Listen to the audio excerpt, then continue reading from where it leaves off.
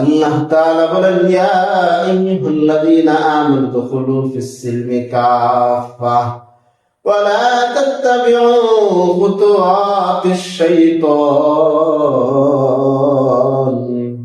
ইন্নাহু লাকুম আদুউম মুবিন। আল্লাহ তাআলা বলেন, উদখুলু ফিস-সিলমি কাফা, তোমরা পরিপূর্ণভাবে ইসলামের ভিতরে প্রবেশ করো। ইসলামের ভিতরে প্রবেশ করার কয়েকটা অর্থ মুফাসসিরিনে কেরামগণ তুলে ধরেছেন। এক নম্বরে হলো ব্যক্তিগত জীবনটা ইসলাম দ্বারা সাজাইতে হবে। 2 নম্বরে হলো পারিবারিক জীবনটা ইসলাম দ্বারা সাজাইতে হবে। 3 নম্বরে হলো সামাজিক জিন্দেগিটা ইসলাম দ্বারা সাজাইতে হবে। 4 নম্বরে হলো রাষ্ট্রীয় জিন্দেগিটা ইসলাম দ্বারা সাজাইতে হবে। 5 নম্বরে হলো পুরা বিশ্বটা ইসলাম দ্বারা সাজাইতে হবে। যদি পরিপূর্ণভাবে সাজাইতে পারে তাহলে উদখুলু ফিস-সিলমি কাফা অন্তর্ভুক্ত হইতে পারবো।